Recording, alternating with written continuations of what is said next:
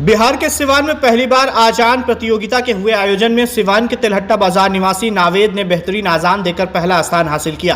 तो वहीं गोपालगंज के हथुआ के रहने वाले सहबान अली ने दूसरा स्थान, तो सिवान के शेख मोहल्ला निवासी मोहम्मद आकिब ने तीसरा स्थान प्राप्त किया। बता दें कि इस आजान प्रतियोगिता का आयोजन सिवान के चर्चित क्रिकेटर व पूर्व विधानसभा उम्मीदवार मोहम्मद कैफ उर्फ बंटी ने किया था, जिसमें सिवान सहित पूरे बिहार और उत्तर प्रदेश के कई जिलों के मुअज्जिन भी शामिल हुए थे।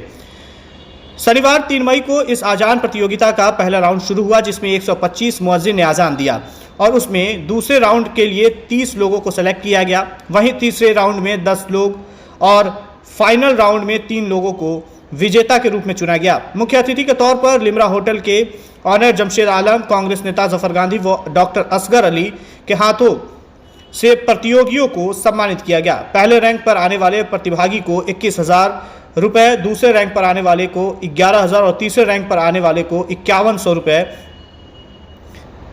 का पुरस्कार दिया गया।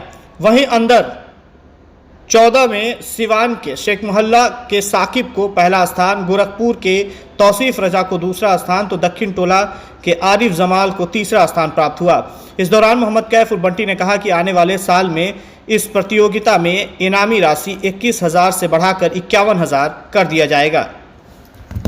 शुरुआत आपने 3 तारीख से की थी, बहुत बड़े पैमाने पर ये अजान कंपटीशन हुआ, बिहार में पहला है, क्या कुछ कहेंगे? ये बिहार में पहला है और 1947 के बाद से पहला है। अभी तक पूरे बिहार में अजान कंपटीशन नहीं हुआ है और न ही एक ऐसे स्थल पे हुआ है जो सार्वजनिक हो। दारुल उलूम में हुआ होगा, एक कैंपस में हुआ होगा, लेकिन ओपन जैसे आउटडोर में कभी नहीं हुआ था।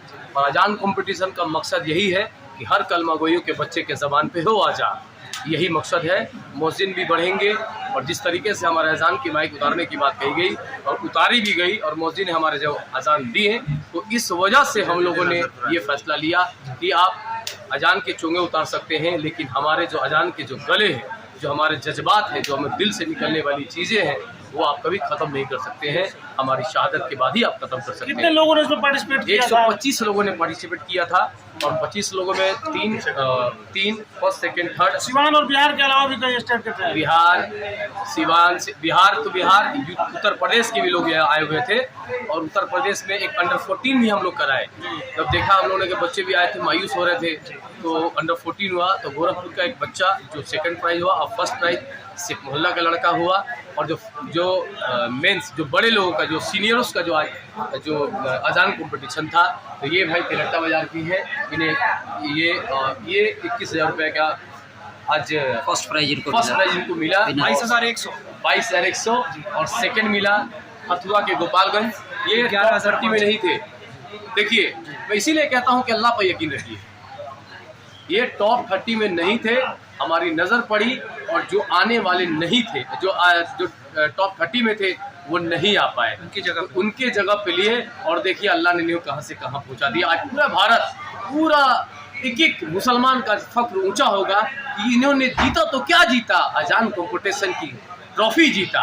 अरे जीतते तो बहुत है, कभी इधर कभी उधर, लेकिन जो अजान कंपटीशन में सब विनर है।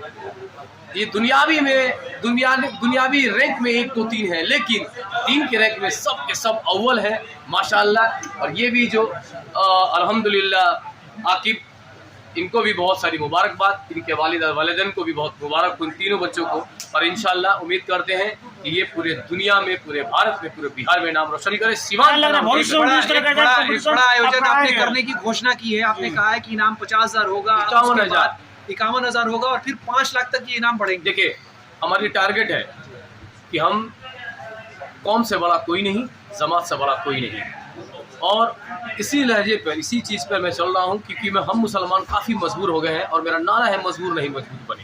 तो इस होड़ में कि हम किधर से भी, चाहे वो सुरों की बादशाह हो, तो हम अजान से ही उसे हरा देंगे। ये चीज़ हो, अगर सुर की भी बादशाह होगी तो हम अजान से हरा देंगे। और ये चीज़ को है कि अगले साल सेशन 2 51,000 रुपये का इनाम रखा जाएगा। अल्लाह हमको हिदायत दे और हयात दे, तो इंशाल्लाह इस चीज़ को हम लोग पूरा करेंगे। और आने वाले 5 साल में निश्चित तौर पे ये इनाम 5 लाख तक जाएगा इंशाल्लाह।